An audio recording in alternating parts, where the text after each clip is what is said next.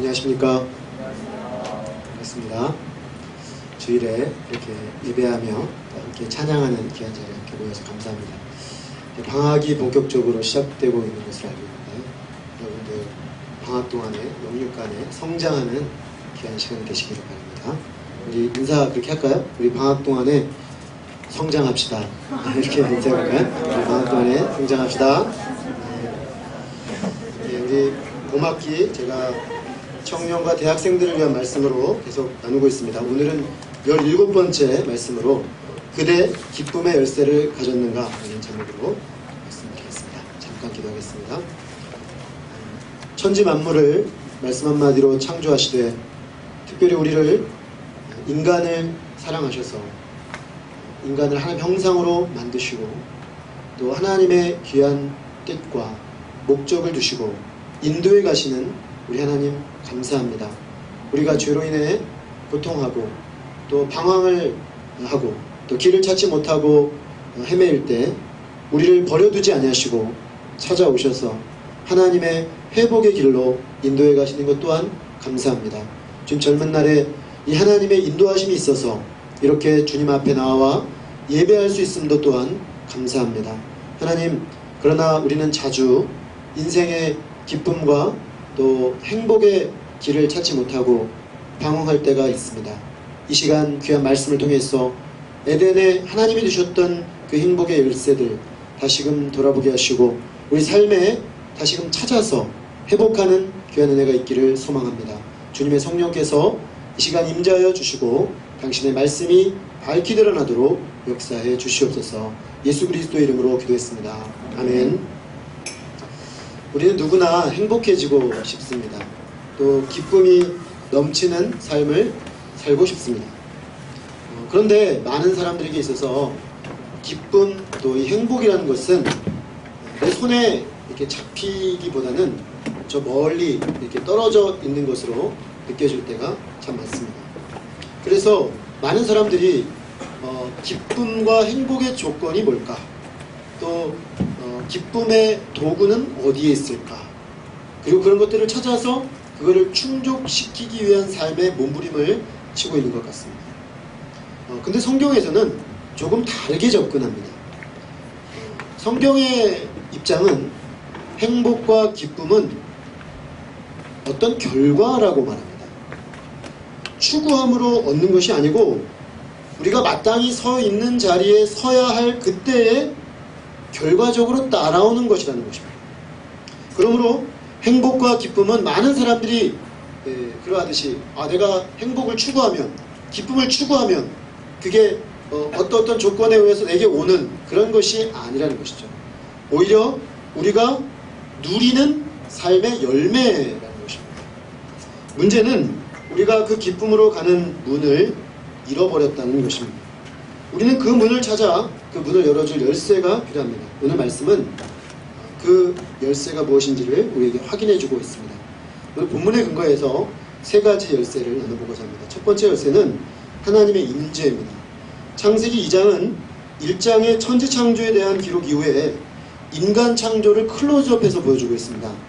1장 1절에서 2장 3절까지 말씀은 천지창조 전체를 보여주면서 그 중에 잠깐 인간 창조를 언급했습니다. 2장 3절 이하, 4절 이하에서부터는 인간 창조만 똑 떼서 클로즈업을 해서 확대해 나왔다 이렇게 말할 수가 있습니다. 그래서 단어 자체가 바뀝니다.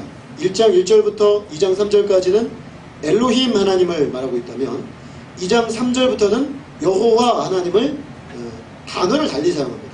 이 단어 자체가 하나님과 인간의 관계의 차원에서 하나님의 이름을 말하고 있는 것입니다. 그렇기 때문에 이 규정 자체가 인간에 대한 하나님의 좀 더 심화된 언급을 말하고 있다는 것을 알 수가 있습니다. 특별히 오늘 말씀에는 하나님이 이 인간을 위해서 동방의 에덴이라는 곳에 동방의 에덴의 동산을 만들었다 이렇게 말씀하고 있습니다. 우리가 잘 알고 있는 것이죠. 에덴 동산이라는 것이죠.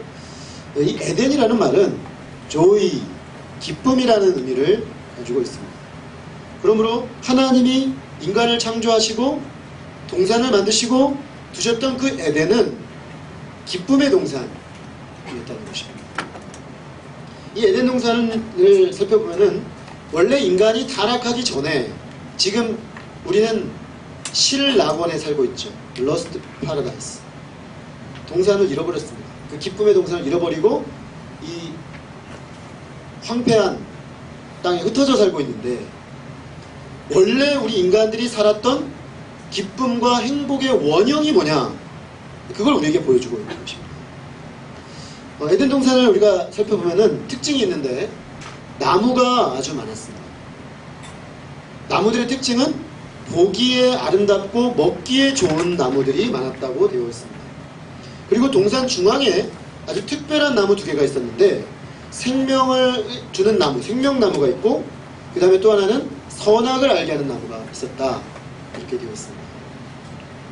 하나님께서는 에덴 동산의 인간이 보면서 와, 참 좋다 라고 느낄 만한 아름다운 나무들이 나게 하셨죠.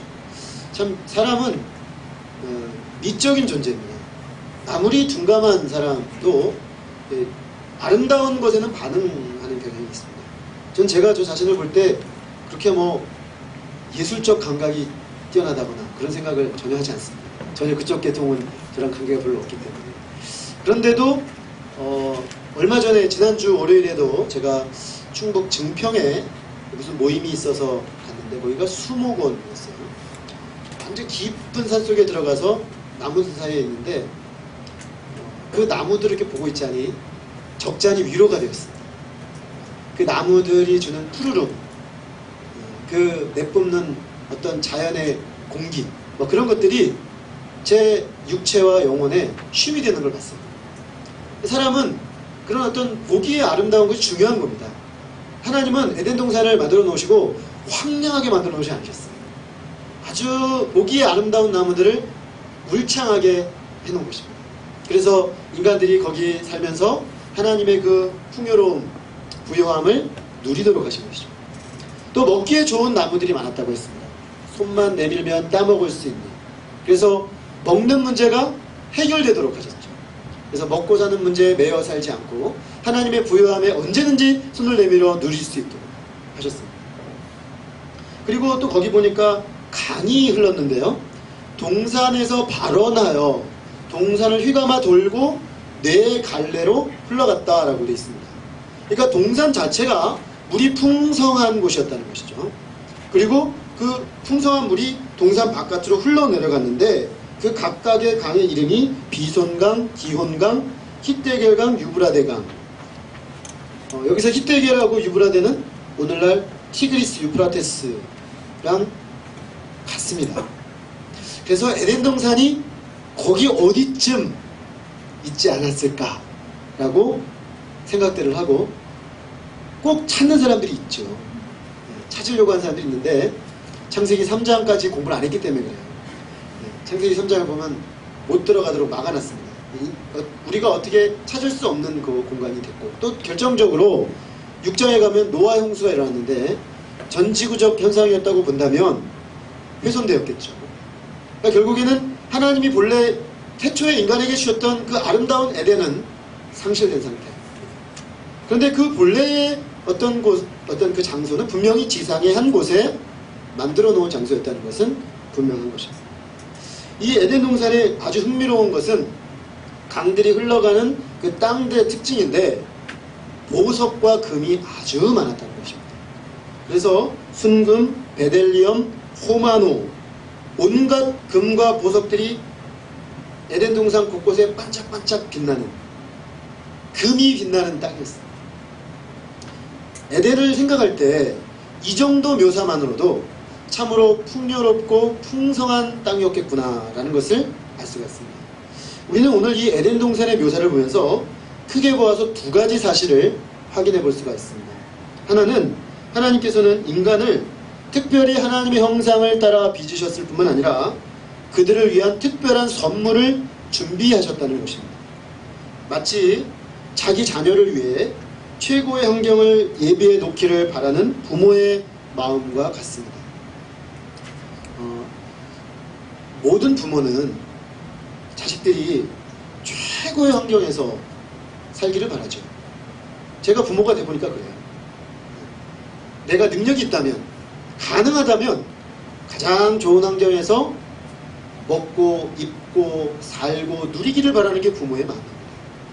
하나님이 인간을 딱 만들어 놓고 자 이제 살아봐라 그리고 훅 던지신 게 아니라는 거죠.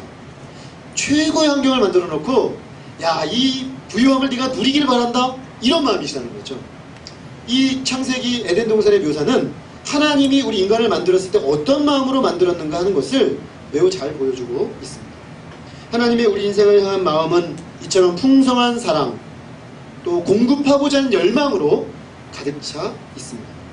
우리는 이 사실을 믿어야 합니다. 사실 이게 믿기가 쉽지 않아요. 왜 믿기가 쉽지 않냐면 우리가 타락한 세상, 에덴을 상실한 신라원에서 살고 있기 때문에 정말 그런가 라는 생각이 듭니다. 종종 우리는 사람에 따라 차이가 있긴 하지만 내가 지금 처해 있는 환경과 조건이 너무 비루하고 힘들어서 이런 상황과 조건에 나를 두신 하나님을 생각할 때 하나님이 과연 나를 사랑하시는가? 하나님이 과연 우리 인생들에 관심이나 있는가? 이런 생각을 하기가 쉽습니다. 근데 그렇게 된 것은 하나님이 우리 인간들을 그런 곳에 놓고 싶어서 그걸 간절히 원하셨기 때문에 고생하라고 두신 것이 아니라는 것입니다. 하나님의 본래적 마음은 그런 것이 아닌데 우리가 창세기 3장, 4장을 공부해보면 알듯이 인간의 타락 이후에 죄가 이 세상에 만연하면서 이 신라권에 사는 우리들에게 있어서는 절대적으로 완벽한 환경과 조건이라는 것은 사실상 없기 때문에 생기는 현상입니다. 우리는 언제든 절대적으로 만족스러운 환경, 모든 것이 해결된 풍요로운 세상에 살고 싶습니다. 그렇지만 완벽한 만족을 누리는 것이 쉽지 않다, 힘들다라는 것을 잘 알고 있습니다. 결국 그 원인이 하나님이 우리 인간에게 그런 마음이 없기 때문이 아니라 인간의 불순종과 탐욕으로 인해 에덴의 아름다움과 풍요가 망가졌기 때문이기도 하고 또 우리의 욕망이 끝이 없기 때문에 사실상 어떤 방법으로도 근본적으로 우리의 욕망을 채울 방법이 없다는데 원인이 있습니다. 결국 신라권에 살고 있는 우리들에게 두 가지 공경이 있습니다. 환경과 관련해서. 하나는 이 지상 자체가 완벽한 환경을 우리에게 제공해 줄 수 없다는 문제의 원인이 있고 또 하나는 우리의 욕망이 타락 이후에 하나님이 주신 것에 대해 감사하는 태도를 잃어버렸기 때문에 끝간대를 몰라요. 조금 환경이 좋아지면 더 좋은 데를 원하고 조금 좋아지면 더 좋은 데를 원하는 것이 인간의 마음이죠. 그래서 처음에는 너무 좋지만 좀 지나면 금방 사라져요. 제가 처음에 결혼을 하고 살림을 낳는데 뭐 대학 졸업하고 뭐 안정적인 직장을 가지고 있는 것도 아니고 그때 당시는 뭐 캠퍼스 간사였기 때문에 열악하죠. 그런 상황에서 살림을 이제 차리려고 하니까 쉽지가 않았습니다. 그럼에도 불구하고 어머님이 좀 도와주셔서 요 개운사 담벼락 바로 옆에 그 신혼 살림을 만들었어요. 그래서 새벽 5시쯤 되면 땡 하고 절에서 종소리가 나요. 그래서 그 소리를 듣고 늘 저는 깼습니다. 그래서 내가 목회 후보생이 맞나 이런 생각이 늘 들었는데 그래도 저는 그 집이 너무 좋았어요. 아주 조그만 거의 원룸에 가까운 열 몇 평 아주 좁은 방이었지만 좁은 집이었지만 아내와 알콩달콩 살림을 꾸려서 행복하게 살았던 기억이 나요. 그래서 정말 뭐 사람이 사는데 이 정도면 됐지 뭐 더 필요해? 이렇게 생각을 했어요. 애들이 셋이 되기 전까지는. 근데 애들이 셋이 되고 공간이 좁아지니까 애들이 맨날 붙여 싸우는 거예요. 그러니까 이 공간이 힘들다라는 생각이 들기 시작해요. 여기 더 이상 못 살겠다. 그러면서 좀 더 좋은 환경이 나에게 필요하지 않나? 라고 생각을 하는 것 같습니다. 이게 당연한 거죠, 사람이. 근데 어쨌든 마음이 변한 건 맞아요. 내가 처음에 마음하고 몇 년 뒤에 내 마음이 달라진 거예요. 왜냐? 인간이 생각하는 완벽한 조건이라는 것은 절대적이지 않기 때문에 계속 욕망이 늘어나지 줄어들진 않아요. 그래서 어려운 게 뭐냐면 작게 시작한 사람은 넓혀가는 기쁨이 있지만 크게 시작한 사람은 제가 볼 때 그래서 좀 어려움이 있을 것 같아요. 왜냐면 크게 시작하면 계속 늘려가야 되는데 쉽지가 않아요. 그래서 조금이라도 좁아지면 아주 마음이 어려워지는 거예요. 그러니까 우리가 에덴 동산을 통해서 결국 보게 되는 것은 하나님은 본래 하나님이 우리에게 원하시는 그 마음은 우리에게 더 좋은 환경을 주고자 하신다는 것입니다. 그렇기 때문에 우리가 하나님 안에서 조금 더 좋은 환경으로 개선시켜 가고자 하고 조금 더 좋은 조건과 환경을 만들려고 하는 우리의 노력에 대해 하나님은 정죄하지 않으십니다.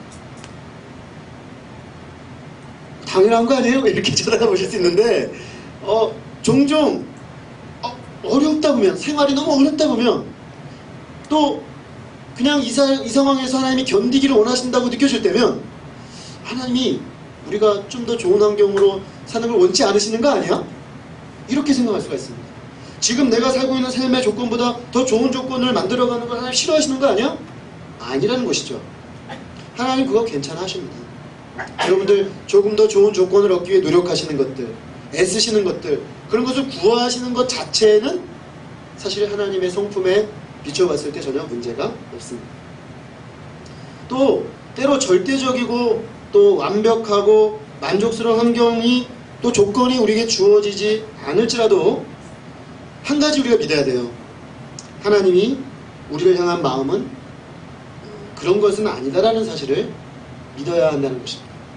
제가 10년 전에 중국에 선교사님을 교제를 하러 한번 간 적이 있는데, 그 선교사님이 지방에 있는 그 지하교회 성도들의 자녀들을 데리고 교육을 하는 일을 맡으셨습니다. 그때 당시에는 물질도 부족하고 환경도 부족하고 선교사님 본인도 뭐 어떤 후원도 없는 상태에서 그들을 너무 절박한 그 핍박받는 교회의 자녀들이기 때문에 교육을 잘 못 받고 있는 상황입니다. 그래서 데려다가 일반 공부도 가르치고 성경도 가르치면서 자식처럼 데리고 있었어요.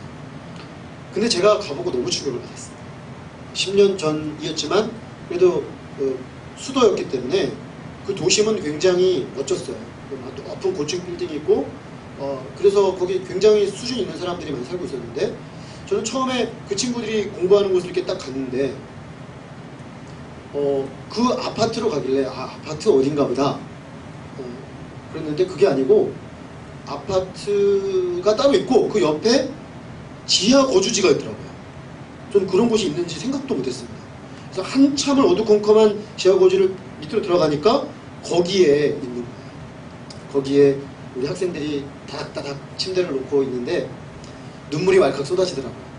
와, 정말 이런 환경에서 이 친구들이 꿈을 품고 공부를 한다는 것 자체가 얼마나 쉽지 않겠는가. 정말. 그런데 그때 여기 지금 몇몇 분은 그때 같이 갔었는데 우리가 그때 그 장면 보고 다 어땠을까요? 깜짝 놀랐어요. 왜냐하면 그 걸어 들어간 어두컴컴한 그 자리 밑바닥에 그곳이 너무 어둡죠. 근데 그곳에 생활하는 그들의 얼굴은 너무나 밝았다는 거죠. 거기서 다 충격을 받았어요. 우리 대학생들은. 제가 같이 갔던 10여 명을 데려갔었는데 그 학생들 그 너무 밝은 모습에 정말 충격을 받았어요. 첫 번째는 그 환경에 충격을 받고 두 번째는 그들의 그 얼굴빛에 충격을 받았어요. 왜냐? 그들은 그 환경과 조건에 지배당하지 않는 하나님의 사랑에 대한 확신이 있었기 때문에 오히려 그들의 얼굴빛이 그 어두운 장소를, 환경을 비추는 걸 봤어요. 그래서 그때 가서 회개하고 온 사람들이 많아요.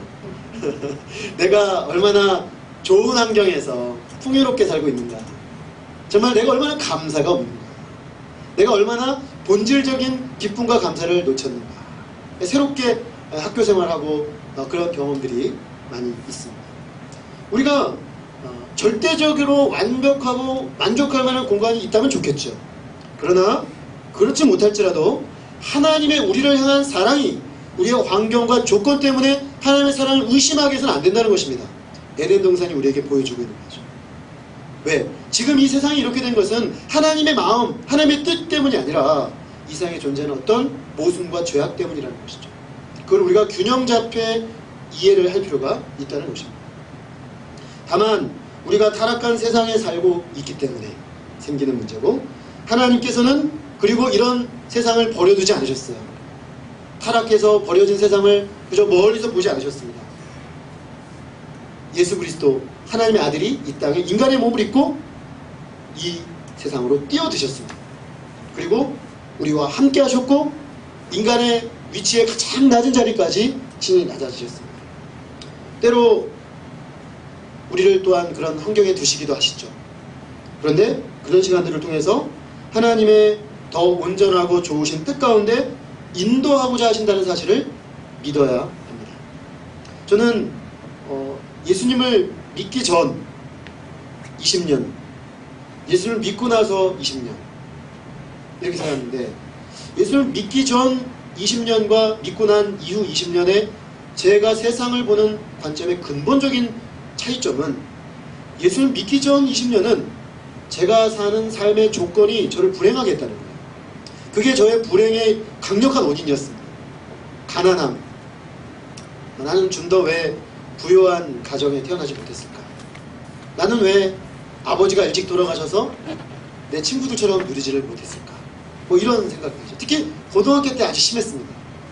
고등학교 들어갔는데 그 친구들 중에 선행학습을, 그때가 벌써 몇 년 전입니까? 굉장히 오래된 얘기인데 선행학습하고 온 친구들이 있었어요. 고등학교 1학년인데 대학 들어갈 수준의 선행학습을 하고 들어왔는데, 알고 봤더니 충주에서도 아주 손꼽는 부잣집 아들들이에요, 친구들. 걔네들은 또 걔네들끼리 이렇게 네트워크가 있어요. 그래서 엄마들이 걔네들을 모아서 중학교 때 이미 고등학교 과정을 다 마친 거예요. 그것도 깨달은 지도 한참 뒤에 깨달았어요. 고3 때 그걸 알게 되었어요. 아, 걔네들이 그랬구나. 한참 하다 보니까. 그런 친구들 집에 놀러가 보면 너무 위축되는 거죠, 마음이. 와, 사는 게 다르네. 삶의 조건과 출발 조건이 다르네. 뭐 그런 걸 보니까, 아, 난 이래서 불행한 거야. 나는 이래서 안 돼. 나는 불행해도 싸. 뭐 이럴 수밖에 없는 거죠. 그런데 꼭 그래야만 하는 건 아니다. 하나님을 알고 나니까 꼭 그래야만 하는 것은 아니다 라는 것을 제가 알게 되었어요. 하나님의 관점에서, 하나님의 마음으로 내 인생을 볼 수 있게 되었어요. 그래서 내가 최대한 노력해서 내 환경과 조건을 개선할 수 있는 데까지 개선하지만, 최대한 노력을 했는데 더 이상 안 되는 조건을 내게 주어졌다면 감사함으로 받을 수 있는 마음이 생겼어요. 그게 큰 차이점입니다. 큰 차이점이에요. 그래서 조금씩 조건의 개선을 하나님이 주시지만, 어떤 조건에 있든지 간에 거기서 누리는 하나님의 부요함과 평안과 감사를 누릴 수가 있게 된다는 거죠. 그게 근본적인 차이점입니다. 그런 점에서 우리가 이 에덴의 환경을 바라보는 오늘 우리의 관점을 정할 필요가 있습니다. 자, 에덴 동산이 우리에게 두는 두 번째 의미는, 에덴의 이 물질적 환경의 아름다움이 우리에게 보여주고자 하는 바입니다. 사실 물이 풍성하다고 했습니다. 나무가 우거진 비옥한 상태라고 했습니다. 근데 이거는 하나님이 에덴에 임재하고 있다는 표징들입니다. 또 특히 금과 보석을 주목해 봐야 되는데, 이는 하나님께서 타락한 세상에서 이스라엘 백성을 부르시고 그들 가운데 임재하시고자 주셨던 성막과 성전을 예표하고 있습니다. 우리는 성경을 읽을 때 창세기에서부터 요한계시록까지 전체를 큰 그 하나의 틀로 볼 필요가 있습니다. 근데 이 에덴 동산의 금은 출애굽기로 가면 하나님이 타락한 이 세상에 오셔서 그 백성들 가운데 임재하시는 장소, 그것이 성소라고 합니다. 성소, 나중에는 성전이 되는데 그곳과 연결이 되고, 맨 마지막 요한계시로 가면 새 하늘과 새 땅이 됩니다. 새 예루살렘. 근데 그곳도 보면은 금으로 가득하 있어요. 성소도 가장 중심부 지성소는 온통 금이에요. 금인데, 이 금은 전부 무엇을 의미하냐면 하나님이 임재하시는 것을 의미합니다. 하나님이 그곳 가운데 함께 계시다는 것이죠. 그러니까 에덴 동산은 하나님이 아무런 막힘없이 인간과 교제할 수 있는 장소였어요. 결국 에덴이 기쁨의 동산인 이유가 여기 있습니다. 어떤 방해도 없이 하나님의 임재를 누릴 수 있는 곳이라는 것입니다. 그러므로 에덴의 풍요와 아름다움, 평화와 안정감은 하나님의 임재의 결과 주어진 선물이라는 것입니다. 이것이 오늘 우리에게 던지는 메시지는, 우리 인생의 행복과 기쁨의 중심에는 하나님의 임재가 있다는 것입니다. 자연스럽게 인간 불행과 슬픔의 중심에는 하나님의 임재 상실이 있습니다. 다른 모든 것이 있어도 하나님의 임재가 없으면, 하나님이 함께 하시지 않으면 기쁨이 없습니다. 지옥이 왜 지옥입니까? 지옥이 왜 지옥이냐면 하나님이 그곳에 함께 하시지 않기 때문이죠. 하나님이 함께 하시지 않는 곳이 지옥입니다. 하나님의 임재를 잃어버린 곳이 지옥이에요. 천국은 하나님의 임재가 완전하게 주어진 곳이 천국입니다. 그곳이 어떤 고난이 있고 어려워도 하나님의 임재가 있다면 우리는 기쁨을 빼앗기지 않습니다. 그러나 세상에 제일 좋은 집과 제일 좋은 가구와 온갖 산의 진미와 수많은 시종드는 사람들이 있어도 하나님의 임재가 없으면 공허하고 기쁨이 없는 것입니다. 인생의 비극은 조건의 상실이 아니고 어떤 절대적 만족을 주는 환경이 구비되지 않은 것이 아니고 하나님의 임재를 상실한 데 있다는 것입니다. 이 사실을 받아들이는 것이 굉장히 중요합니다. 에덴 동산의 모습이 인간 행복과 기쁨의 첫 번째 열쇠라고 말씀드린 이유가 여기 있습니다. 우리의 행불행의 결정적 열쇠는 하나님 임재라는 거죠. 여기서 변화가 와야 됩니다. 우리 마음에. 내 상황과 조건을 바꿀 때만 내가 행복해질 수 있고 기쁨이 있다라는 이 생각에서 하나님의 임재가 있으면, 그것만 있다면 조건과 상황이 어찌하든 나는 기쁨을 빼앗기지 않는다. 이 고백이 나와야 된다는 것입니다. 신구약 성경이 뭐냐라고 묻는다면 결국 인간이 잃어버린 하나님의 임재를 회복해가는 하나님의 일하심의 이야기입니다. 이런 관점을 가지고 성경을 읽으면 성경 스토리가 쭉 들어옵니다. 아, 왜 하나님께서 이토록 애를 쓰시는가? 인간이 잃어버린 하나님의 임재를 어찌든가 회복해주기를 원하시기 때문이죠. 그만큼 인간에게 있어서 하나님의 임재라는 문제는 결정적인 문제라는 것입니다. 예수님은 이 땅에 다시 에덴을 회복하시기 위해서, 즉 다시 하나님의 임재를 회복하시기 위해서 인간의 몸을 입고 인간 속으로 뛰어드셨습니다. 요한은 그것을 요한복음 1장 14절에서 말씀이 육신이 되어 우리 가운데 거하시매 라고 했습니다. 이 말은 말씀이 육신이 되어 우리 가운데 장막을 펴시니 라고 바꿔 번역할 수 있습니다. 즉 성막을 우리 가운데 가져오셨다는 것입니다. 하나님의 임재를 우리 가운데 가져오셨다는 것이죠. 그리고 그 임재가 우리 가운데 오는 가장 큰 장애물인 죄의 문제를 해결하기 위해서 십자가에 죽으시기까지 우리에게 하나님의 임재를 회복하는 그 일에 자신의 모든 것을 바치셨습니다. 오늘날 우리는 이 예수님을 믿을 때 그 잃어버렸던 하나님의 임재 회복을 경험합니다. 이 진리를 깊이 체득했던 요한은 우리에게 예수님 안에 거하라고 합니다. 예수님 안에 거하라. 그리하면 하나님의 모든 부요함이 우리에게 주어질 것이다. 예수님과의 연합, 그야말로 예수님을 통해 하나님의 임재가 회복되는 것, 그것이 인생의 가장 결정적인 행복과 기쁨의 원천이라는 것이죠. 사도 바울은 또 어떻습니까? 사도 바울은 감옥에서도 이 예수 그리스도만 존귀케 되기를 원한다고 했습니다. 살든지 죽든지 내 몸에서 그리스도가 존귀케 되기를 원한다. 여러분, 감옥에 갇히면 살든지 죽든지 뭘 원할까요? 살든지 죽든지 여기서 나가기를 원합니다. 이렇게 말하지 않을까요? 그런데 바울은 살든지 죽든지 그리스도가 내 몸에서 존귀케 되기를 원한다라고 했습니다. 그리고 하나님이 원하신다면, 그것이 유익이 있다면, 그리스도가 존귀케 된다면 내가 죽는 것도 가하다 라고 말합니다. 아니, 사실상으로 말하면 난 죽어도 괜찮다. 오히려 그게 나로서는 더 좋다. 왜냐하면 내가 그토록 사모하는 예수님과 아무런 이 지상의 방해 없이 그분과 영원토록 거할 수 있기 때문에 나 개인만 놓고 보면 가는 게 더 좋다. 이렇게까지 말합니다. 다만 이 땅에 남겨진 교회들 때문에 내가 사명을 감당하기 위해 남아있다라고, 나는 끼어있다, 이렇게 표현하고 있습니다. 그리고 그 열악한 로마 감옥에서 그가 그 빌립보서에서 가장 많이 말하는 말은 기쁨이라는 말. 기쁨, 이 단어가 처음부터 끝까지 가득 차 있습니다. 그래서 그 감옥에서 쓴 빌립보서를 기쁨의 서신이라고 말합니다. 도대체 그가 어떤 기뻐할 조건이 있습니까? 어떤 기뻐할 조건이 있길래 그 기쁨을 말하고 너희도 기뻐하라고 말할 수 있는 것입니까? 그는 감옥에서도 빼앗기지 않는 하나님의 임재를 누리고 있었기 때문이죠. 그 하나님의 임재가 그에게 살아있었기 때문에 그 외적인 모든 조건에도 불구하고 그는 기뻐할 수 있었습니다. 거기가 에덴이 될 수가 있었던 것입니다. 우리가 오늘 이 땅에서 정말 행복하게 기쁘게 살 수 있는 비결이 무엇입니까? 서두에 말씀드렸습니다. 행복과 기쁨은 열매요 결과라고 했습니다. 무엇의 결과인가? 하나님의 임재를 빼앗기지 않은 사람의 마음과 삶 속에 나타나는 열매입니다.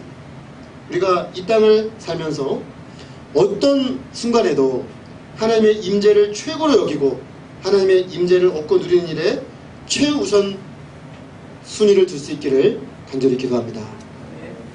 둘째 열쇠는 사명입니다. 하나님께서는 에덴을 창조하시고 인간을 에덴에 두셨습니다. 그런데 여기서 두셨다라는 단어 15절에 나오는 그 사람을 이끌어 에덴을 그 동산에 두어라는 이 두셨다는 단어는 히브리어로 누하으라는 단어인데 이 단어는 본래 어원적으로 봤을 때 쉰다라는 안식한다 그 단어에서 왔습니다. 즉 두셨다라고 했을 때는 하나님이 어떤 아담에게 주신 안식의 의미가 있었다는 것입니다. 그런데 안식의 의미로 거기에 두셨는데 두 가지 일을 아담에게 하게 하셨습니다. 첫 번째는 경작하게 하셨다고 했습니다. 이 경작이라는 단어는 아바드인데 섬긴다라는 표현입니다. 특별히 하나님의 사람들이 하나님을 섬길 때 예배할 때 썼던 표현입니다. 그러니까 예배하다 섬기다 같은 표현이에요. 흥미롭게도 인간이 경작하는 노동행위를 예배행위로 표현하고 있습니다. 두 번째로는 지키게 하셨다고 했습니다. 지킨다는 동사는 샤마르인데 성경 전체적으로 보면 율법을 지키고 하나님의 뜻을 지킬 때 많이 사용한 단어입니다. 그냥 에덴 동산은 결국 하나님이 그냥 아무 일도 하지 않고 놀고 먹도록 주신 것이 아니라는 것이죠. 하나님께서는 인간에게 일할 수 있는 사명을 주셨습니다. 일은 인간이 타락한 이후에 벌로 주어진 것이 아닙니다. 우리 종종 일을 그렇게 생각하는 경우가 있습니다. 물론 요즘같이 취직이 안 되는 우리 20, 30대 청년들에게 있어서는 일 좀 했으면 좋겠다 그런 마음이 있죠. 근데 정작 직장 들어가면 어떻습니까? 좀 쉬고 싶다. 일 좀 쉬고 싶다. 일이 이게 저주가 아닌가? 창세기 3장을 보니까 저주예요. 보니까 엉겅퀴와 가시를 내고 땀을 흘려야 네가 먹을 것을 얻으리라. 그러니까 보니까 일이 저주인 것 같이 보입니다. 그런데 본래적인 일은 그렇지 않다는 거죠. 일은 원래 인간 존재의 축복과 관련된 굉장히 중요한 하나님의 축복이에요. 타락 이후에는 그 일에 어떤 의미가 약간의 변화가 온 거지 일과 사명이 가지고 있는 본래적 축복의 의미가 없어진 것은 아닙니다. 본래 인간은 일함으로써 자신의 가치를 실현하게 되었습니다. 뿐만 아니라 이 인간의 사명은 하나님을 예배하며 섬기고 그분의 말씀을 지켜 순종하는 것이라고 말하고 있습니다. 자, 흥미롭게도 우리가 타락한 인간들을 구원하시는 하나님의 역사를 따라가다 보면은 하나님이 아브라함을 불러서 하나님 백성을 만드시고 이삭과 야곱 또 70명의 가족 공동체 400년 뒤에 이스라엘 민족 공동체를 만든 다음에 모세를 통해서 이들을 구원해 나옵니다. 시내산 밑으로 딱 이끌어 오십니다. 이게 그들을 아브라함부터 부르신 목적이에요. 하나님의 백성 공동체를 만드신 것입니다. 시내산에서 하나님은 두 가지를 주셨습니다. 하나는 한 달 동안 그들에게 성막을 주셨습니다. 성막.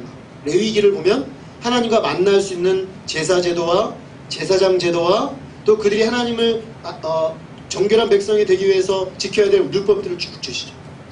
즉 하나는 하나님을 예배하여 섬기는 일이죠. 또 다른 하나는 십계명을 주셨습니다. 그래서 하나님 말씀을 지켜서 하나님 백성답게 살게 하셨습니다. 여기 보면 오늘 창세기에 사용한 고단어 두 개가 그대로 나옵니다. 한편으로 하나님을 예배하여 섬기고 한편으로는 하나님 말씀에 순종하고 이게 본래 하나님 인간을 만드신 목적입니다. 그리고 그게 바로 인간의 사명적 요소라는 것입니다. 자, 일의 의미, 결국 인간 행복과 기쁨은 이처럼 하나님을 섬기고 또 그 계명을 지키는 것으로서의 일의 의미를 회복하는 것과 연관이 있습니다. 일의 의미를 보통 우리 기독교적 일의 의미를 3M으로 설명을 합니다. Money, Meaning, Mission, 그 M 세 가지를 따서 말합니다. 즉 일이란 우리에게 돈을 벌게 해주는 것이고 의미를 주는 것이고 사명과 연관되어 있다는 것입니다. 일에는 분명히 돈벌이의 의미가 있습니다. 그렇지만 돈벌이로서만 일을 접근하게 되면 통상적으로 의미와 사명이 거기서 배제되기 때문에 많은 문제들이 생깁니다. 일에는 돈벌이뿐만 아니라 인간의 자기 실현과 확인이라는 의미와 그것을 통해서 하나님을 섬기고 하나님의 뜻을 이루는 미션의 의미도 있습니다.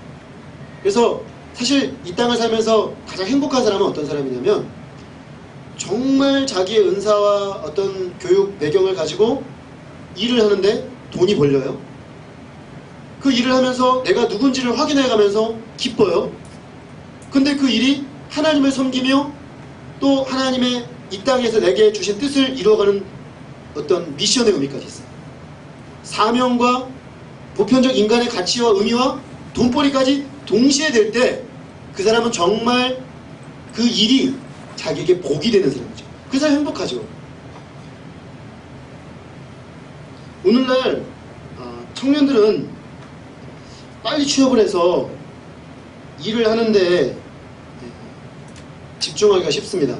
이해가 되는 것이 취직이 쉽지 않기 때문에 멀쩡한 대학을 나와도 취업이 너무나 어렵기 때문에 사실은 20대 전부 어떤 의미에서는 10대부터 이 취업을 향해서 그냥 온통 우리 한국 청소년들, 청년들은 달려가고 있습니다. 그런데 이제 그러다 보니까 그 취업이라는 것조차도 돈벌이를 많이 생각하죠. 어느 직장이 돈을 더 많이 줄까?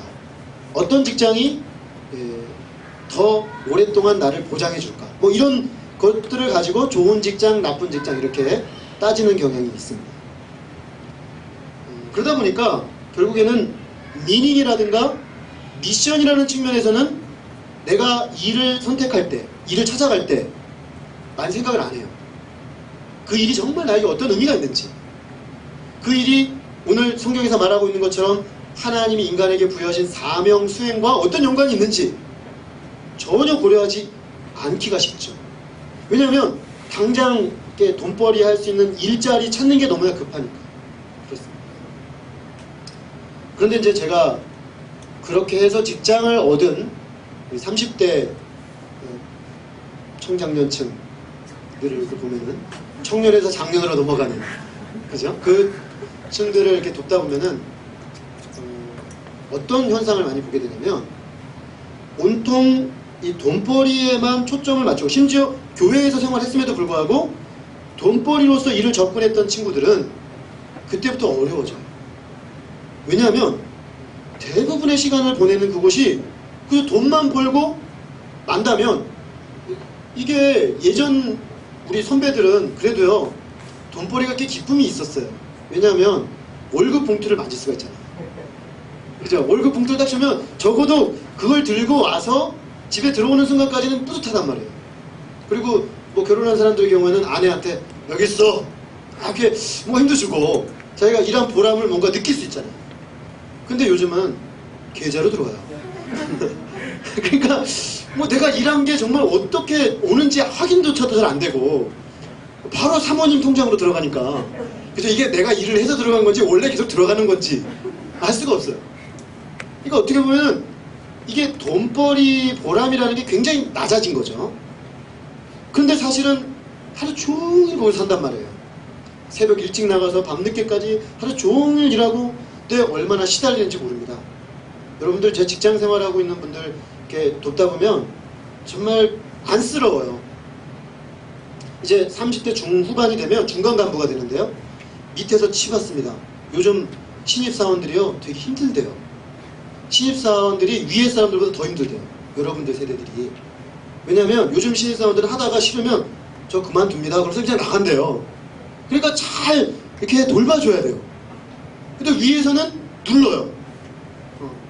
그리고 뭐 던져주면 뭐 나오는지 안단 말이에요. 그러니까 막 너무너무 힘들어요. 스트레스를 받아가지고 막 머리 빠지고 코피 흘리고. 우리 교회 직장생활 하시는 우리 평신도 분들을 이제 보면 참 마음이 아파요. 그렇게 살다 보면 이런 생각이 들어요. 도대체 내 뭐 하느라고 이렇게 사는 거지? 이런 생각이 드는 거예요. 의미 문제가 나온다는 것이죠. 미닝. 도대체 내 뭐 하려고 이렇게 열심히 일하는 거지? 그리고 나 이러고 그냥 살다 가는 건가? 미션. 내 인생의 궁극적인 미션이 뭐냐라는 문제가 막 확 밀려오는 겁니다. 근데 그때는요, 그런 거 고민할 시간조차 없어요. 계속 우리를 밀어붙입니다. 그러다 보니까 결국에는 직장생활, 일이라는 게 지긋지긋해지게 됩니다. 온통 바라는 것은 그냥 빨리 좀 돈 10억 벌어서 그죠? 노후 문제 어느 정도 해결될 수 있는 쪽으로 빨리 옮겨가는 게 최대 미덕이에요. 그래서 S전자 출신들이 대부분 그렇다죠. 30대 후반까지 왕창 벌고 이제 내가 좀 여유롭게 살 수 있는 길 찾아가는 거예요. 그게 인생의 마치 목적, 의미처럼 되어버리는 것입니다. 그런 점에서 보면 우리가 일을 통해 평생을 안전하게 살 수 있는 돈벌이만 생각하게 되면 우리가 얼마 못 가서 설사 그런 일을 찾았다 하더라도 금방 당황하게 된다는 것을 알 수 있습니다. 청년의 때 우리는 돈벌이로서의 일의 측면을 분명히 생각해야 됩니다. 그러나 저는 오늘 본문 말씀에 근거해서 여러분들이 한 가지 중요한 제안을 하고 싶어요. 생각하되 3분의 1만 생각해라. 여러분들의 시간과 에너지의 3분의 1만 돈벌이와 관련해서 생각하시는 것입니다. 나머지 3분의 2는 적어도 3분의 1은 의미를 생각하셔야 돼요. 그 일이 내가 앞으로 하려고 하는 일이 나에게 어떤 의미가 있을까? 지금부터 치열하게 생각하셔야 돼요. 그래야만 그때 정말 그런 일을 할 수 있습니다. 그리고 또 나머지 3분의 1은 미션에 대해 생각하셔야 돼요. 내 일평생 하나님을 섬기고 하나님의 말씀을 따라 사는 내 그 가치에 부합된 일이 뭘까? 그리고 그 어떤 일을 선택할 때 그것이 어떤 식으로 그것과 연결될까? 그거를 생각해야 한다는 것입니다. 안 그러면 이분법에 빠집니다. 어떤 이분법에 빠지냐면 하나님 앞에서 내가 사명을 가진 의미 있는 그러면서 돈벌이 하는 일을 하려고 보니까 결국에는 목회자 되는 길밖에 더 있나? 이런 생각을 하게 돼요. 목사, 선교사 이것만 하나님의 일로 생각하기가 쉬워요. 그렇지 않습니다. 모든 일은 하나님이 우리의 은사와 부르심을 따라 하나님을 섬기는 장이 될 수 있어요. 다만 우리가 그렇게 준비하고 생각하지 않았기 때문에 직장으로 들어가는 순간 이건 다 버려버리는 거죠. 의미와 미션은 다 버려버리고 지금부터 생각하셔야 하는 것입니다. 그래서 일의 근본적인 의미를 탐구하고 일에 담긴 사명적 측면에 대해 많이 묵상하고 고민하고 답을 찾아가야 되는 것입니다. 그럴 때 우리의 일이 우리를 노예로 삼지 않게 됩니다. 일의 한 측면인 돈벌이에만 매몰되지 않게 됩니다. 일생을 걸쳐서 삶의 행복과 기쁨의 원천이 되는 그 일의 의미를 찾아가고 확립해 감으로 인생의 중요한 원천인 일에서 행복하고 기쁨을 누리는 우리가 될 수 있습니다. 여러분, 우리의 행복과 기쁨의 열쇠가 여기 있습니다. 성경적 일의 의미를 균형 잡게 찾아서 지금부터 잘 준비해서 시간이 갈수록 그 세 가지가 균형 잡게 나타나는 그런 삶으로 살아내실 수 있기를 주님의 이름으로 축원합니다. 세 번째 열매는 자유와 책임입니다. 하나님께서 에덴을 만드시고 인간에게 주신 축복은 한편으로는 어마어마한 특권이면서 동시에 한편으로는 분명한 책임을 요구하는 것이었습니다. 먼저 하나님께서 동산 각종 나무의 열매를 임의로 먹게 하셨습니다. 영어로 보면 freely라고 되어 있습니다. 자유롭게 모든 열매들을 다 취할 수 있었습니다. 에덴 동산에 대한 권리는 하나님이 아담에게 부여해 주신 것입니다. 하나님께서는 처음부터 인간을 로봇처럼 시키는 일만 하는 존재로 만들지 않으셨습니다. 이건 되고 이건 안 되고 그렇게 하지 않으셨어요. 모든 이 에덴 동산의 어떤 관리 또 책임, 이 모든 어떤 취할 수 있는 권리를 인간에게 주신 것이죠. 자유롭게 인격적으로 하나님 앞에 반응하는 존재가 되기를 원하셨습니다. 그러기 위해서 인간에게 인격적인 반응으로서의 자유를 주시는 것이 필수적입니다. 우리는 뒤에 가서 선악과를 먹지 말라고 하신 하나님의 명령을 생각하기 때문에 하나님 금지하시는 분으로 생각하기 쉽지만 사실은 선악과도 먹어도 되는 겁니다. 그 프리윌리에 들어가는 거예요. 다만 선악과는 뭐가 다르냐면 책임을 져야 하는 거죠. 우리가. 먹을 자유도 있어요. 그러나 우리가 그 먹는 것이 어떤 대가를 치르는지 알고 먹어야 한다는 것이죠. 하나님은 우리가 자유롭게 인격적으로 반응하는 존재가 되기를 원합니다. 자유는 인간의 인간됨, 인간의 행복과 기쁨에서 매우 중요한 요소입니다. 자유를 빼앗긴 채 다른 모든 것이 주어진다 해도 그것은 근본적으로 노예적인 것입니다. 자유 없이 먹는 것이 마음껏 주어지고 자유 없이 내가 하고 원하는 어떤 물질적인 축복들이 주어진다 해도 누가 그것을 원하겠습니까? 차라리 자유가 아니면 죽음을 달라라고 외치는 것이 인간입니다. 인간의 타락은 다르게 말하면 결국 인간에게서 자유가 상실되었다라는 그런 의미입니다. 하나님의 뜻에 자발적으로 반응하며 인격적으로 순종하는 존재에서 죄의 노예가 되었습니다. 그래서 합법적인 율법의 요구 앞에 늘 율법의 메인 존재가 되고 마침내는 사탄이 이끄는 대로 살다가 사망으로 종결되는 노예적 삶이 바로 타락한 인간의 모습입니다. 예수님께서 오신 것은 우리를 자유하게 하시기 위함입니다. 죄로부터, 율법으로부터, 사망으로부터 우리를 자유하게 하는 것입니다. 이것은 사도 바울은 삼각동맹이라고 했습니다. 죄와 율법과 사망의 삼각동맹에 완전히 결박당해서 결코 헤어나올 수 없는 종된 삶을 살 수밖에 없는 우리 인생에서 자유케 하시고자 하신 것입니다. 사도 바울은 이렇게 얻어진 자유의 위대함에 대해서 잘 알았던 사람입니다. 그래서 그는 그 자유를 얻었으나 자유를 다시 빼앗길 위험에 처한 갈라디아 성도들에게 이렇게 말합니다. 그리스도께서 우리를 자유롭게 하려고 자유를 주셨으니 그러므로 굳건하게 서서 다시는 종의 멍에를 매지 말라. 주님은 우리가 자유케 되기를 원하시는 것이죠. 자유케 하시기 위해서 사실 예수님도 오셨습니다. 그래서 예수님은 요한복음 8장 32절에서 말씀하셨습니다. 진리를 알지니 진리가 너희를 자유케 하리라. 이 자유가 우리의 인생의 참된 행복과 기쁨의 중요한 열쇠인 것입니다. 그러나 자유에는 책임이 따릅니다. 하나님께서는 동산 중앙에 있던 나무 중에 선악을 알게 하는 나무는 먹지 말라고 하셨습니다. 그리고 만약 그것을 먹는 날에는 반드시 must die, 반드시 죽게 될 거다 라고 말씀하셨습니다. 선악과를 먹느냐 마느냐는 삶과 죽음의 문제라는 것입니다. 에덴의 인간은 하나님의 명령에 순종함으로써 하나님께서 주신 모든 에덴의 축복을 지켜나가야 될 책임을 가진 존재입니다. 다시 말하면 하나님이 인간에게 모든 그 축복과 행복과 기쁨의 원천을 주셨는데 이 모든 것을 지켜나가는 최종적 열쇠는 선악을 알게 하는 나무를 따먹지 않는 것입니다. 이건 뭐냐면 선악의 판단의 최종적 주권을 하나님께 드리는 것입니다. 즉 하나님은 하나님이고 나는 그의 피조물이라는 것을 인정하는 것입니다. 하나님 앞에 나의 자리를 지키는 것입니다. 그럴 때 하나님이 우리에게 주신 모든 그 축복들이 우리에게 축복으로 남게 된다는 것이죠. 결국 이런 하나님의 책임 있는 존재로 서라고 말씀하시는 것입니다. 이렇게 책임을 얘기하면 종종 창세기 3장 본문에 이 선악을 알게 하는 열매와 관련해서 이런 주장을 하는 분들이 있습니다. 어떤 사람들은 하나님께서 선악과를 주신 그 하나님, 선악을 알게 하는 나무 그거 열매 결국 따먹고 인간이 범죄하고 타락하지 않느냐, 그래서 결국 낙원을 상실하게 되지 않았느냐, 하나님을 비난하는 것이죠. 그래서 하나님이 주시지 않았다면 인간이 실패할 일도 없고 타락할 일도 없지 않았느냐.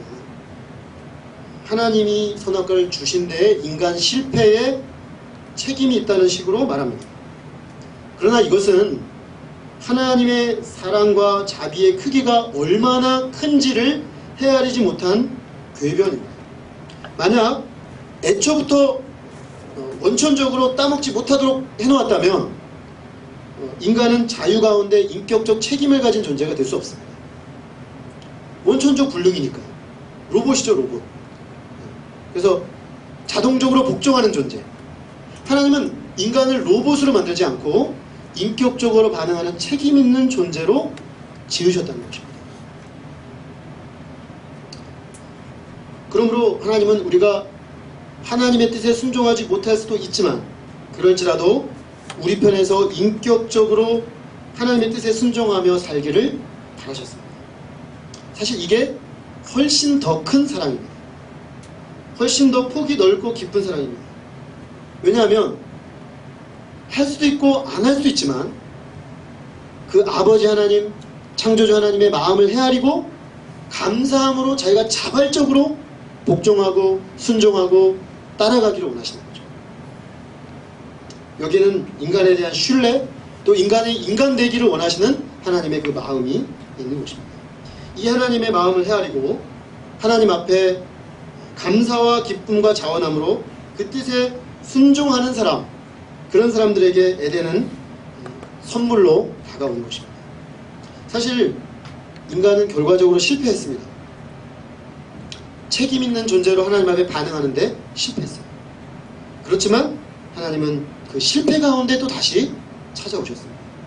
그리고 우리를 본래의 자리로 회복하기를 원하셨습니다. 그런데 그 모든 과정조차도 인격적으로 하십니다. 우리가 하나님의 마음을 깨닫도록 일하시고 그분의 능력과 사랑을 덧입게 하시고 그리고 인격적으로 하나님의 반응해 나가기를 원하십니다. 그래서 마침내 하나님의 사랑과 은혜 안에서 책임 있는 하나님의 사람으로 설 때까지 결코 포기하지 않으시는 것입니다. 사실 이것이 기쁨의 마지막 열쇠입니다. 자유를 가졌지만 그 자유를 하나님 앞에 책임 있게 사용하는 것입니다. 저는 예수님을 영접하고 신앙생활을 대학 시절에 양육을 받고 훈련을 받으면서 참 저 자신은 노예적이다라는 것을 발견할 때가 많았습니다. 노예적이라는 건 무슨 얘기냐면 할 수 없으니까 시키니까 억지로 하려고 한다는 걸 참 알게 되었어요. 제 내적 본성 자체가. 그래서 분위기가 있으면 하고 분위기가 안 그러면 안 해요. 이 본성 자체가. 근데 목사님이 저희 학창시절에 훈련할 때 항상 강조하신 게 뭐였냐면 자원해서 하면 좋겠다. 억지로 하지 말아요. 자원해서 하면 좋겠고 하나님 앞에 그 하나님 마음을 깨닫고 그 마음이 정말 깨달아졌어. 하나님의 뜻 앞에 너가 자원하여 복종하는 연습을 하도록. 그러면 어떤 일이 벌어진지 아십니까? 잘 안 됩니다. 특히 이제 청년들은 더 잘 안 돼요. 왜냐하면 좀 자기 마음대로 살고 싶어 하잖아요. 그래서 무질서해 보여요. 잘 안 되는 것처럼 보여요. 그냥 근데 저희 어떤 다른 공동체, 옆에 공동체를 보니까 일사불란한 거예요. 막 착착착착 돌아가요. 봤더니 그냥 탁탁 오더가 떨어지고 그 오더가 분초 단위로 떨어진다 생각해 보십시오. 그러면 모든 것이 통제되니까 착착착착 되는 거죠. 훨씬 더 나아 보여요. 근데 우리 공동체는 뭐가 이렇게 흐물흐물하고 좀 약간, 그래서 우리 보고 그랬어요. 어떤 옆에 공동체에서 약간 거긴 좀 날라리 날라리 신자들 아니야? 뭐 이렇게 얘기를 했어요. 너무 뭐 자유로워서 저러가지고 되겠나 그런 얘기를 들었습니다. 실제 우리가 자신을 볼 때도 좀 그렇게 보였어요. 이렇게 신앙생활이 되겠는가. 그런데 시간이 지나면서 정말 하나님의 마음이 깨달아지니까, 정말 그 하나님의 은혜와 사랑이 깨달아지니까, 하나님이 내게 주신 그 부유한 은혜와 사랑이 내 심령에 차고 넘치니까 정말 감사함으로 순종하게 됩니다. 주님 앞에 누가 보든 안 보든 하나님 앞에 내 자신이 책임 있는 존재로 살게 됩니다. 그래서 한 사람을 도와도 목사님이 체크해주지 않아도 매일 와서 처음에는 사실 체크를 좀 해주셨죠. 1대1 성경 공부를 후배에게 몇 명 가르쳤는가 차트가 있었어요 그때는. 그래서 1대1 몇 팀, 그죠? 큐티 일주일 몇 회. 근데 이 차트가 있으면 어떻게 돼요? 쟤는 몇 회 했나? 나는 몇 회 했나? 사실은 어떤 주는 어떻게 하다가 2번밖에 못 했는데 2라고 쓰기 너무 창피한 거예요. 그러니까 5 이렇게 약간 뒤집어서 5 써놓고 근데 그러면 마음이 찝찝하죠. 나 사실은 2번밖에 안 했는데. 그러니까 그 자체가 벌써 부자유함이에요. 그래서 언제부턴가 떼어버렸어요. 우리가 그런 걸 다 떼어버리고 하나님 앞에 하자. 자유의 시대가 도래한 것이죠. 근데 자유의 시대가 돌아오니까 대체적으로 안 하더라고요. 막 풀어져 버리는 거예요. 근데 시간이 지나면서 하나님 앞에 그 마음의 은혜가 깨달아지니까 정말 하나님 앞에 이렇게 말씀 보게 되고 헌신하게 되고 한 영혼을 찾아가서 복음을 전하게 되고 말씀을 나누게 되는 것이죠. 저는 완전 올빼명입니다. 그래서 11시 이후로 정신이 매우 맑아지는 그런 특징을 가지고 있어요. 그래서 1시, 2시까지 책 보고 볼 때가 가장 효율이 높아요. 그래서 새벽 기도를 할 수 없는 그런 사람입니다. 근데 우리 전 목사님은 새벽형이세요. 일찍 주무시고 새벽에 일찍 일어나셔서 하시는 분인데 새벽 기도를 강요하지 않으셨어요. 그래서 저는 목사가 된 이후에도 새벽 기도를 하지 않았습니다. 성도님들이 아주 좋아하셨죠. 근데 가끔 이 동네에 사시는 분들이요 전화를 해오십니다. 교회에. 새벽 기도 없나요? 그렇게 물어봅니다. 그래서 제가 있는데요 개인적으로 하시면 됩니다. 이렇게 대답을 하곤 했습니다. 근데 사실 제가 왜 그랬냐면 제가 할 수 없기 때문에 제가 잘 못 일어나거든요. 근데 이제 제가 요즘 새벽 기도를 합니다. 왜 하냐면 하나님과 저 사이의 관계에 일이 너무 많아지고 있는데 일들이 아침 첫 시간까지 침범해 들어오는 거예요. 그래서 눈 떠서 눈 감을 때까지 계속 일 생각만 하지 하나님 생각 별로 안 하고 하루를 보내는 때가 너무 많아요. 그래서 일주일을 마치고 주 앞에 예배하려고 딱 서면 너무 부끄러워요. 도저히 안 되겠다. 내가 생활 패턴을 바꾸는 한이 있어도 첫 시간을 하나님 앞에 기도로 확보하지 않고서는 내가 주님 앞에 바로 살고 사역을 감당할 수 없겠다라는 생각이 들어서 결단을 하고 지금 새벽 기도를 한 지 한 달쯤 됐습니다. 근데 매우 힘듭니다. 저로서는 매우 힘든 일인데 참 은혜가 있어요.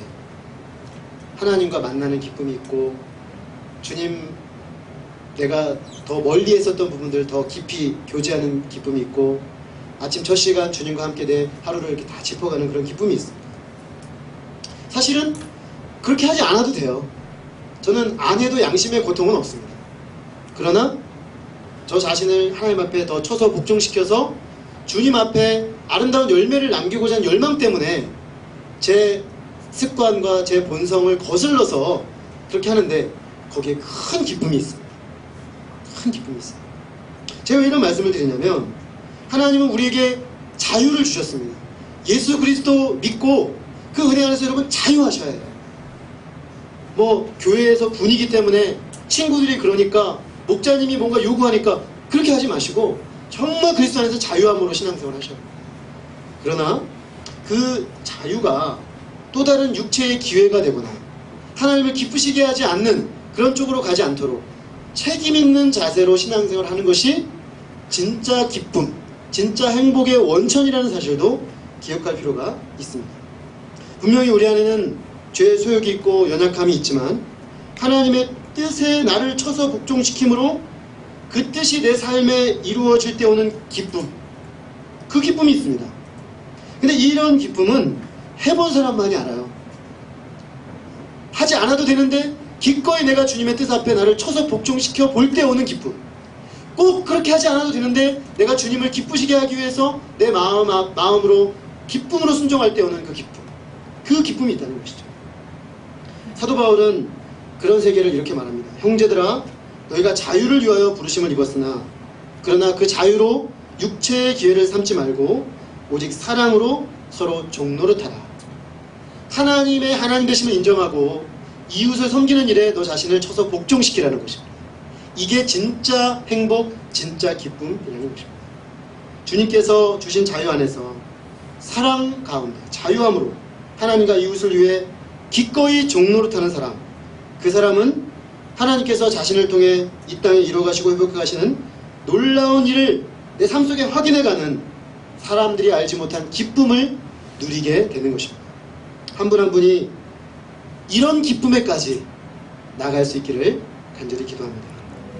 결론을 맺겠습니다. 하나님께서 에덴에 두셨던 기쁨의 열쇠는 타락 이후에 잃어버린 바 되었습니다. 그러나 하나님의 은혜 안에서 그 열쇠들은 하나씩 하나씩 회복되었습니다. 하나님의 임재가, 하나님이 주신 사명, 그 일의 본래적 의미가, 또 하나님이 우리에게 주셨던 자유와 책임이 회복되었습니다. 이제는 이 예수님 안에서 이 열쇠를 받아들고 사용함으로 주님이 주신 기쁨의 삶으로 날마다 나아갈 과제가 우리에게 주어졌습니다. 이 기쁨의 열쇠를 찾으시고 그 기쁨의 열쇠를 사용하셔서 매일매일의 삶 속에서 주님이 주신 큰 기쁨으로 주께 영광 돌리는 우리 모두가 될 수 있기를 간절히 기도합니다. 기도하겠습니다. 하나님 아버지, 에덴 동산, 주님께서 만드신 그 아름다운 동산을 통해서 하나님이 본래 우리 인간에게 주셨던 행복과 기쁨의 열쇠들이 무엇인지 배우게 하셔서 감사합니다. 주님은 인간을 만들어 놓으시고 황폐한 사막에 두지 아니하시고 풍성한 물과 또 아름다운 나무와 먹기에 풍성한 나무들, 열매들을 그들에게 주셨습니다.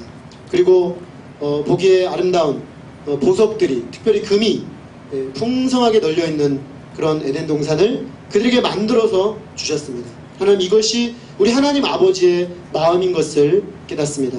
하나님은 우리가 좋은 환경, 좋은 조건, 좋은 상황 속에 있기를 원하시고 가능하다면 우리를 그런 쪽으로 풍성히 축복하시기를 원하시는 아버지의 마음을 가지신 분임을 깨닫습니다. 주님, 때로 우리가 처한 상황, 우리가 처한 조건 때문에 하나님이 나를 별로 사랑하시지 않고 하나님 나를 별로 기억하시지 않는 것처럼 여겨질 때조차도 하나님, 우리가 이 에덴 동산에 하나님이 하셨던 것들을 기억하면서 하나님이 얼마나 우리가 부욕해 되기를 원하시는지 영접하는 저희가 되기를 소망합니다. 주님, 그러나 또 분명히 깨닫는 것은 에덴 동산에 두셨던 그 기쁨의 열쇠의 본질은 하나님의 임재였다는 사실을 깨닫습니다. 인간 행복과 기쁨의 본질은 하나님의 임재인 것을 깨닫습니다. 즉 우리가 살다 보면 때로는 완벽한 조건, 우리가 만족할 만한 환경에 놓이지 못할 때가 있습니다. 사도 바울처럼 감옥에 갇히고 어려움 속에 꼼짝달싹하지 못할 때도 있습니다. 그러나 주님, 우리가 그때조차도 사도 바울처럼 주님의 임재로 말미암아서 기쁨을 빼앗기지 않는, 세상 사람들은 알지 못하는 에덴의 비밀을 가진 자들로 살게 해주시기를 간절히 기도합니다. 주님, 우리에게는 일이 정말 저주가 아니라 축복으로 주어졌음을 깨닫습니다. 일은 하나님, 우리가 이 땅에서 일을 통해서 돈벌이를 하고 또 일을 통해서 하나님, 우리가 왜 이렇게 지어졌는지 우리의 삶의 의미를 깨달아가고 무엇보다도 하나님을 섬기고 하나님의 뜻을 이 땅에 순종하는 사명의 의미가 있음을 깨닫습니다. 주님, 우리가 일의 의미가 타락되고 또 왜곡된 시대 속에서 우리의 직장 찾기에 있어서도 이런 왜곡이 일어나고 있는 것을 안타깝게 생각합니다. 주님, 우리를 불쌍히 여겨주시고 청년의 때 해야 될 것이 많고 정말 집중해서 취직 준비해야 될 것이 분명히 많지만 주님, 그러나 지금부터 우리가 일의 이 균형 잡힌 의미들을 찾아가게 하시고 고민하게 하시고 우리의 삶의 자리에서부터 바로 채워져 가서 우리가 삶의 과정들이 점점 더 지나갈수록 하나님이 우리에게 주신 이 일들을 통해 하나님 찬양할 수 있는, 기쁨을 누릴 수 있는 그런 저희들 되게 도와 주시옵소서. 지금 우리에게 자유를 주시고 또 그에 걸맞는 책임도 주셔서 감사합니다. 지금 우리가 주님이 주신 그 풍성한 자유를 깨달아 알고 누리게 하시고 또 그 자유에 합당한 책임의식을 가지고 위로 하나님을 섬기고 아래로 만물을 다스리며 옆으로 이웃을 사랑으로 섬기는 일에 우리 자신을 책임있게 복종시켜 나가는 주의 사람들 되게 하여 주시옵소서. 그래서 얄팍한 방종의 자유에서 오는 그런 얄팍한 기쁨이 아니라 주님의 뜻을 섬기는 데서 오는 기쁨, 주님의 뜻을 이루어가는 데서 오는 그 큰 기쁨을 누릴 수 있도록 축복하여 주시옵소서. 우리 귀한 청년들 주님 앞에 엎드렸습니다. 주님께서 이들을 축복하시고 하나님이 본래적으로 주신 이 놀라운 기쁨의 원천들을 예수 그리스도 안에서 회복할 수 있도록 도와주시고, 그 회복된 그 원천들을 가지고 날마다 삶 속에서 기쁨의 열쇠를 사용하여 주님 주신 기쁨의 삶으로 주께 영광 돌리게 하여 주시기를 간절히 기도합니다. 귀한 시간, 귀한 말씀으로 교훈하시고 은혜 주심을 감사합니다. 저는 예수 그리스도 이름으로 기도했습니다. 아멘. 잠시 오늘 말씀 가지고 주 앞에 기도하겠습니다.